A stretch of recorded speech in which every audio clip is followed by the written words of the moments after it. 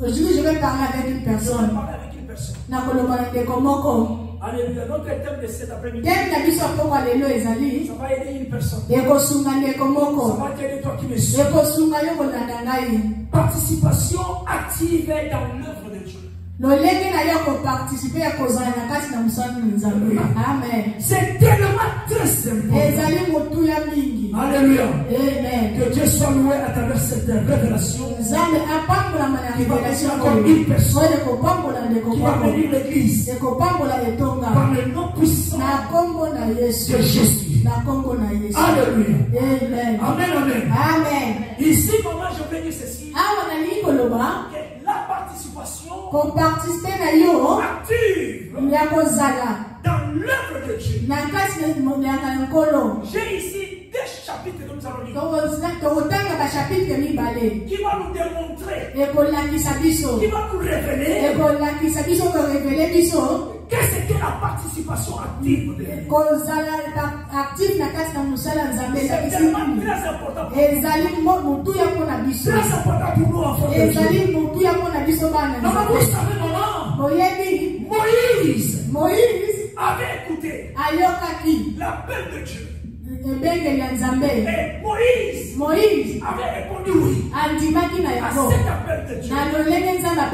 Dieu a appelé Moïse à aller libérer le peuple. Mais laisse-moi te dire, malgré toute Moïse, alléluia, malgré ses faiblesses à lui, Moïse avait répondu à cet appel. Et aujourd'hui, Moïse est devenu un grand leader. Et Moïse est devenu un grand prophète. Parce qu'il avait répondu à cet appel de Dieu. Je voulais dire à une personne, malgré ce que tu es, tu as des faiblesses, tu as des faiblesses. Je voulais dire à une personne, qui me suit, demain, réponds à l'appel de Dieu. Quand je parle de la participation, je voulais aussi dire devant coopérer. Alléluia. Amen. Coopérer avec Dieu. Alléluia. Amen. Sois ensemble avec Dieu. Coopérer avec Dieu. Je voulais qu'on dise à une personne que Esther que vous voyez, est une jeune juive. Qui est devenue la reine de Perse. Elle a risqué sa vie. Mais pour sauver même son peuple. Sauver son peuple dans un génocide. Il a répondu. Alléluia. Amen. Et elle a utilisé de sa position influente, bien aimé.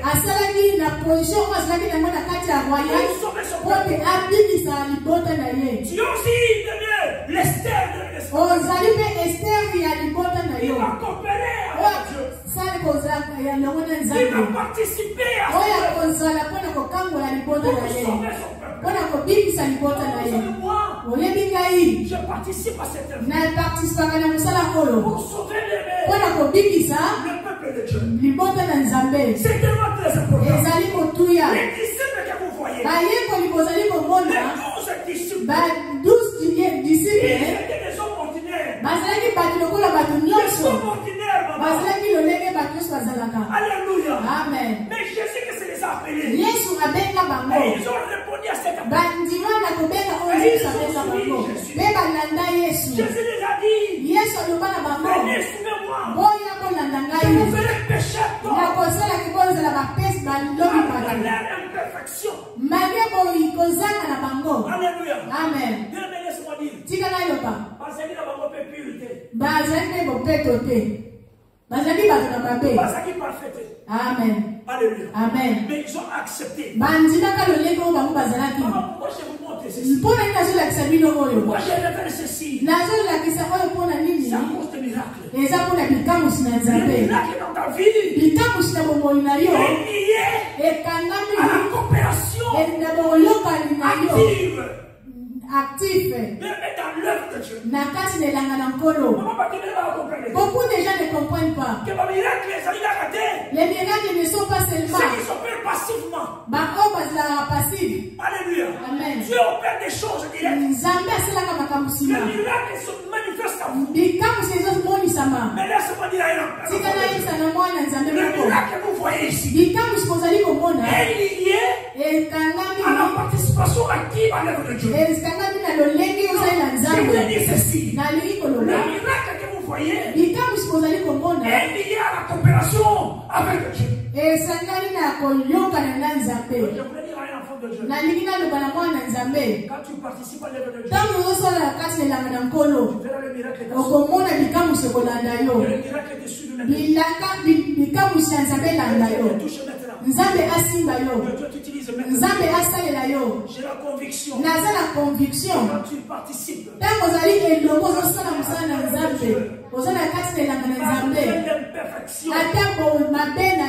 Malgré vos doutes. Malgré tes faiblesses. Mais le miracle se manifestera. Quand tu coopères ensemble. Vous me voyez. Il peut me faire du mal aujourd'hui. Parce que je coopère avec Dieu. Parce que je participe. Le miracle est lié à moi.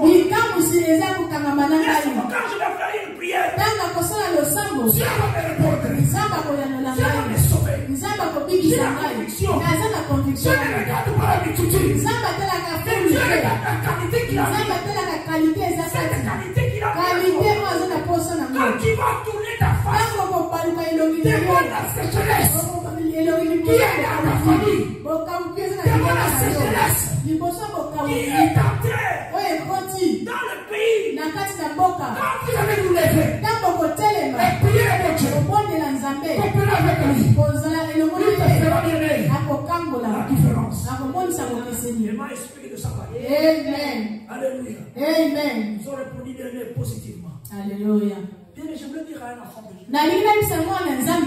Réponds positivement à Dieu. C'est tellement très important. Alléluia. Amen. Vous allez accomplir la volonté de Dieu. Bien, accomplissez la volonté de Dieu. Je te montre d'abord l'exemple avant de lire des chapitres. Vous connaissez Tabitha? C'est nous qu'on appelle aujourd'hui Dorcas. La femme là était à l'église. Alléluia. Amen. Cette femme là était à l'église.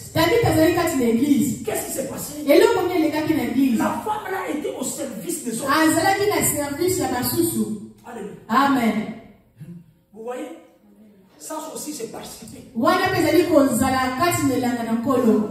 Vous coopérez indirectement avec eux. Même si Dieu ne t'a pas appelé, Dieu n'a pas dit que tu es pasteur, tu es prophète. Maman, toi qui ne suis pas cette dame-là était au service des autres.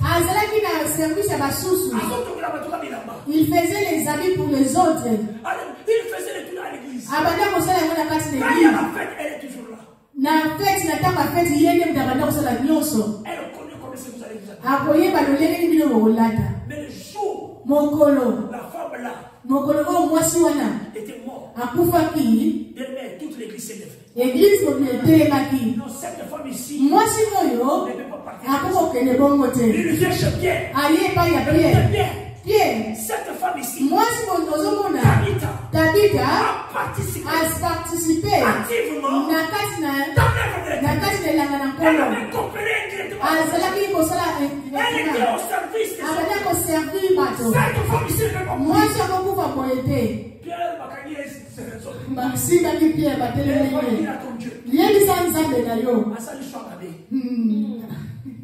Pierre, je veux dire à une personne ici.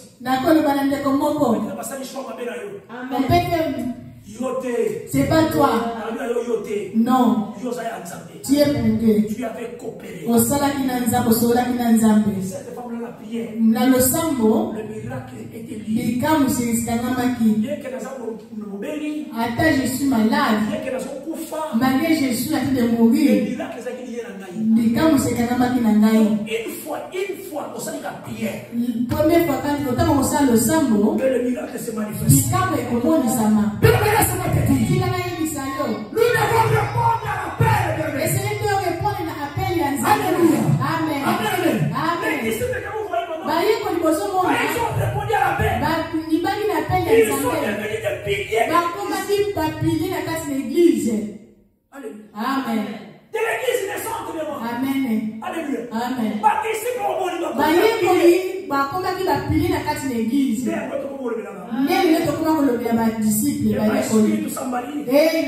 Que tu deviens aussi pilier.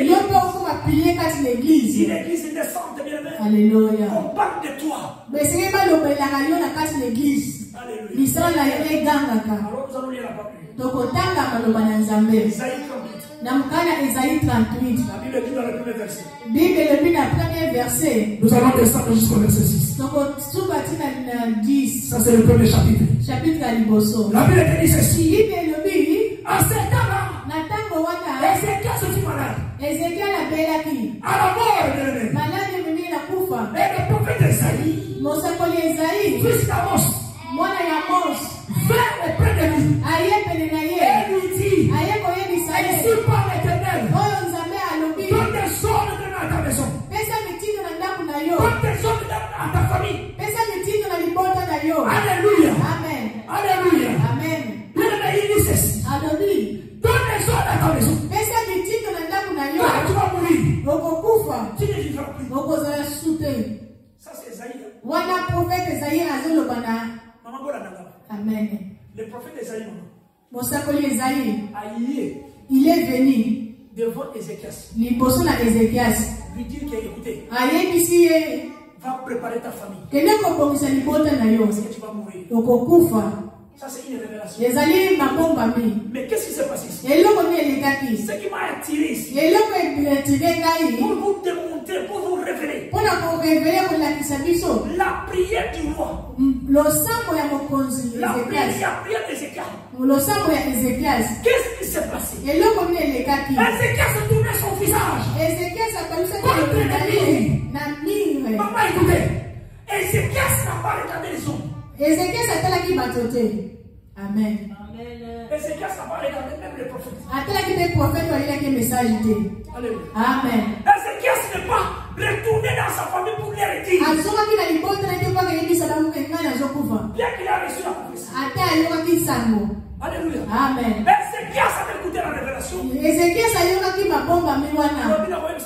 Je ne dirais à personne. Il tournait la mire.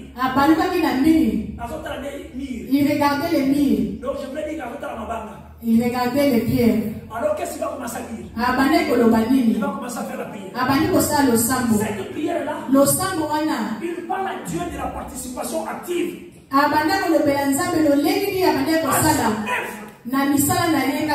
Qu'est-ce qu'il dit? Il dit ceci. Il fit cette prière à l'Éternel. Éternel, souviens-toi que j'ai marché devant ta face avec personnalité, avec vérité, avec intégrité, et que je fais tout ce qui est bien à tes yeux. Mais Ézéchias n'est pas dit de répondre devant des larmes. Alléluia. Amen. Cette prière. Suivez-moi. Ézéchias, il n'avait pas regardé les hommes. Ézéchias, il n'a pas dit qu'Ésaïe était mon sorcier. Si c'était les gens de ce temps ici, ils ont dit que les prophètes étaient sorciers. Comment est-ce qu'un prophète peut venir me dire que je vais mourir? Tu crois ça? Il va commencer à dire aux gens. Ézéchias n'a pas regardé les hommes. La première des choses, même pas sa famille. La première des choses, c'est faire démontrer la participation. Montrer d'abord la prière. Quand on vient te révéler, quand on vient te varier, quand la Bible te parle, c'est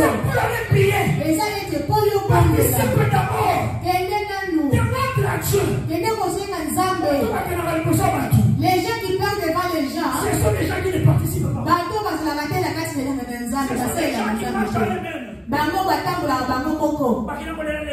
Ils parlent pleurer chez les gens. Ils ont prophétisé pour moi. On m'a dit ceci. Ils ont parlé ceci. Alléluia. Amen. Les gens qui parlent n'ont pas bien lié au miracle. C'est Dieu qui opère les miracles. Amen. Alléluia. Amen. Amen. Yes, Lord.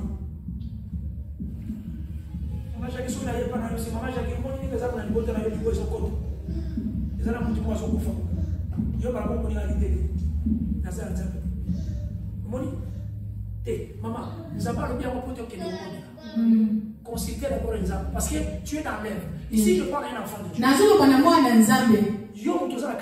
Toi qui es dans les services de Dieu. Si Dieu t'a dit toi-même, t'a parlé dans les visions, ta mère ou ton père va mourir. La première des choses, et le n'est pas dire aux gens. Quand tu vas partir aux gens, dire aux gens, tu deviens incrédule. C'est manque de la foi. Tandis que tout ce que je vous montre ici, ce sont des actes de la foi. Et c'est des actes de l'obéissance. C'est ce qui s'est passé. Amen. Première des choses, c'est la prière. Et l'homme a posé le sambo. Ne regarde pas les gens. Même si tu sais qu'il y a un sorcier dans la famille. Et l'homme a bossé. Et il a le sambo na yoti. Ça là le sambo. Même sans zambe. J'ai participé. Na sala comme ça na yo. Na zala na yo. Na skombo la église. J'ai tout fait. Na sala kapole. Souviens-toi de moi. Kanise la ngai. Comment est-ce que je peux me mouiller comme ça? Et l'homme n'a pas poussé la boye. Alléluia. Amen. Comment est-ce que je peux me mourir? Na kokufa ko ndenge. Comment est-ce que les hommes de ce monde ici? Le lengi bato mokili oyo. Bakoba ke nga maladie. Le lengi bato mokili oyo. Utilise comme un bako sai na nga lokola ngako na sai na bango. Alléluia. Non, Seigneur. Te nzambe. Lo sambo na yo nano. Dieu va écouter. Nzamba beloka ya. Awa Bible eziloba. Dieu va écouter. Nzamba yoki lo sambo Ézéchias. Il a vu comment est-ce que Ézéchias va pleurer. Dieu va utiliser le même prophète. Nzamba asali ka prophète wana Esaïe. Esaïe. Zonga. La prière que j'ai écoutée. Le bolam le bien fait que Ézéchias a fait. Comment est-ce que le bien fait que j'ai fait? Dieu t'a donné les enfants. Qu'est-ce que toi tu as donné à Dieu? Nanioso. Non, c'est pas le métier. Non. Dieu l'avait utilisé tout ça. Zamba ça est là qui pour que le lion soit pas ça. Amen. Aujourd'hui que tu es des enfants. Pour que tu deviennes ce que tu es aujourd'hui. Alléluia. Amen. Tout ce Dieu qui donne. Alléluia. Amen. Amen. Amen. Amen. Alléluia. Alléluia. Pourquoi la participation? Pour la ligne qu'on participe à la coopération volontaire. Coopération volontaire avec Dieu. Pourquoi? Pour la ligne. Parce que le miracle sont les signes qui manifestent la présence de Dieu. Miracle les signes et la puissance de Dieu. Donc je veux dire ceci. Quand vous coopérez volontairement avec Dieu, vous êtes dans la présence de Dieu. Amen. On se comprend? Yes. Quand tu es close avec Dieu, quand on peut dire tout de toi, quand tu coopères, la présence de Dieu est là. Présence de Dieu est là. Et là, je te révèle encore. La puissance de Dieu est là. Dieu aussi porté des messages. Quand tu coopères avec Dieu, Dieu aussi portait des messages. Dieu le sauvait. Il a donné la vie à l'abondance. Dans sa vie à toi. Dieu visite son peuple. Pour les libérer du péché. Pour les libérer aussi de la mort. Amen. Par toi. Toi qui participes. Comme c'est que moi je fais. Oh, nazo sala. Je ne te demande pas d'être pasteur. Nazo sengote zala Je ne te sala. demande pas sois prophète. Nazo lubate kwa mosakoli. Mais sois lokola Esther. Zala lokola Esther. Qui a utilisé bien la position influence. Position oyo ezalaki na yango, asalaki yango. Amen. Amen. Et sauver son peuple. Alléluia. Alléluia. Amen. Et la conviction que tu peux le faire aussi. Dieu va te visiter, bien aimé. Afin de libérer son peuple. Tu péchais et de la mort. Je veux dire à mon enfant de Dieu. Mais le miracle que vous voyez sont souvent toujours liés par cette coopération. Le miracle que vous voyez c'est produit en réponse à un acte de foi et d'obéissance. Alléluia. Amen. Amen, amen. Amen. Bien que vous voyez ici, cette participation ici, la participation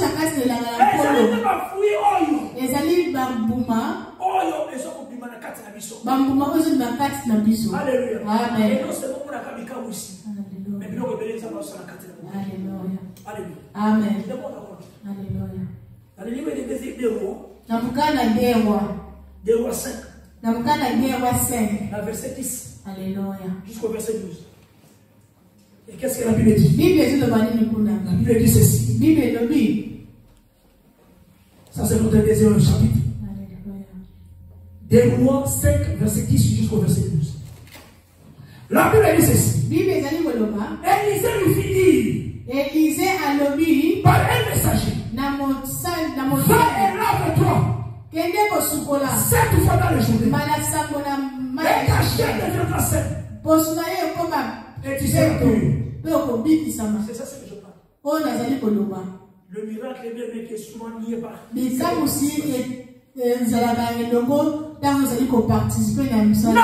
fit hériter. Et il s'en alla en disant. Il s'en alla en disant.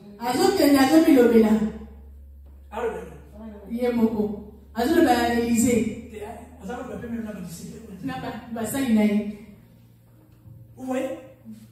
On vient avec une révélation. On vient avec une révélation. On te révèle.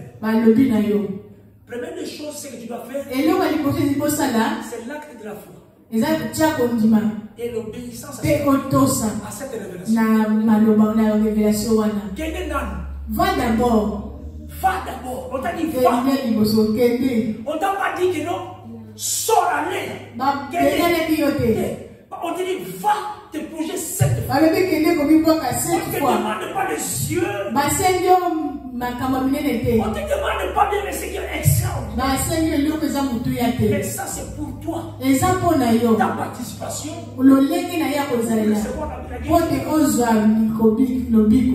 Mais qu'est-ce que la Bible dit? Naman fit hériter.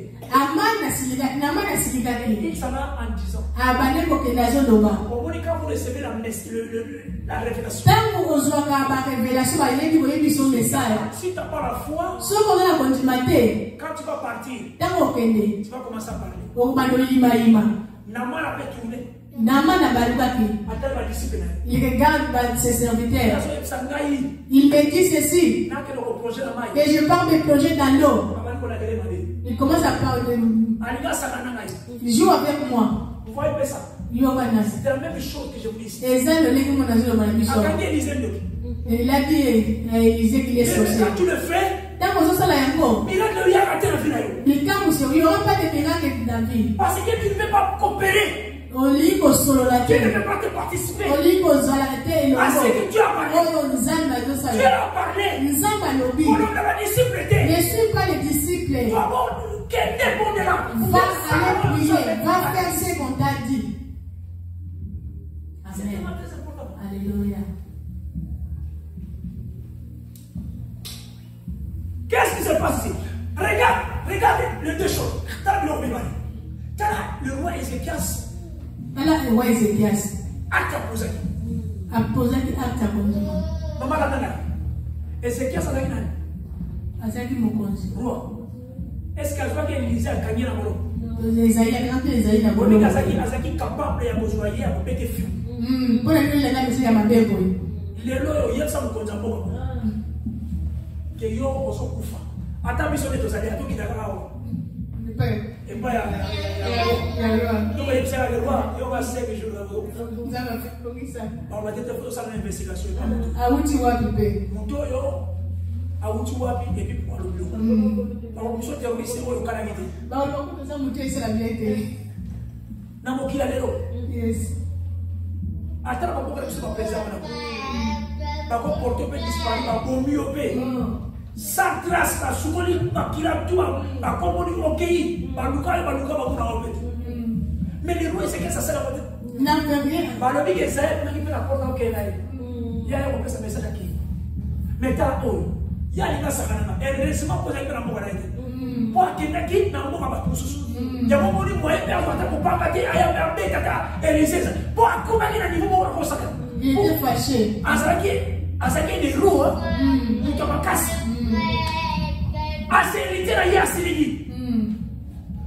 Ce sont les hommes de secondaire. Moi, je vais participer à ça. Je ne vais pas participer aux autres. C'est serviteur vient nous dire. Est-ce que c'est vraiment difficile? Le combat que toi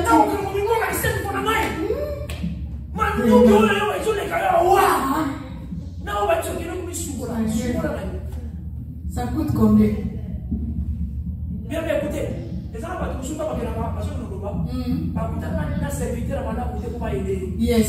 Il y a déjà quand tu reçois les messages au Koutana Moudamala pour te donner une bonne conseil. Je voulais dire ceci. Il y a déjà quand ils partent comme ça. Il y a déjà quand ils partent comme Baké Bongo. La personne est héritée. Il n'y a pas de disciples qui viennent pour corriger la personne. Est-ce qu'on t'a parlé, c'est clair? Est-ce que tu peux vérifier d'abord? Est-ce que tu as fait ce que l'Éternel t'a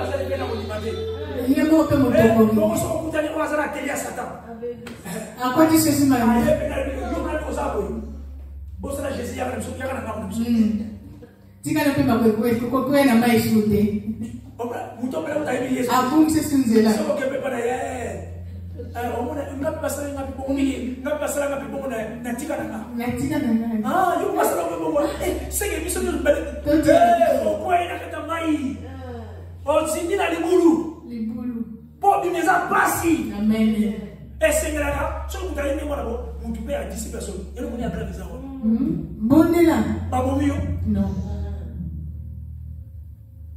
Alléluia. Amen.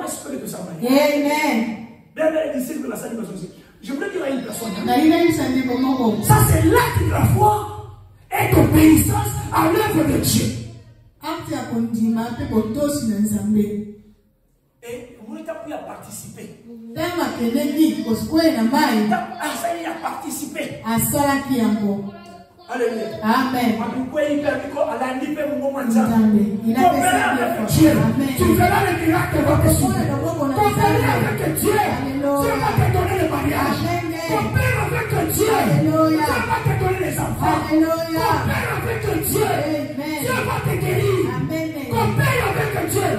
Dieu va te rendre pur. Alléluia.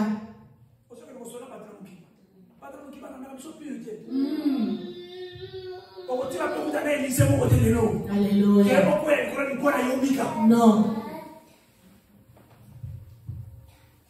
Est-ce que nous avons Amen.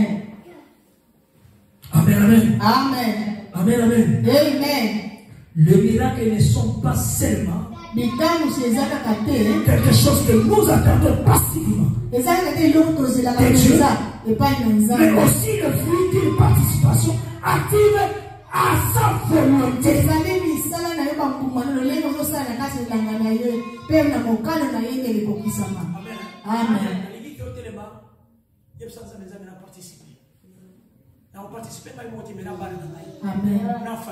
Amen. Éternel de tout puissant.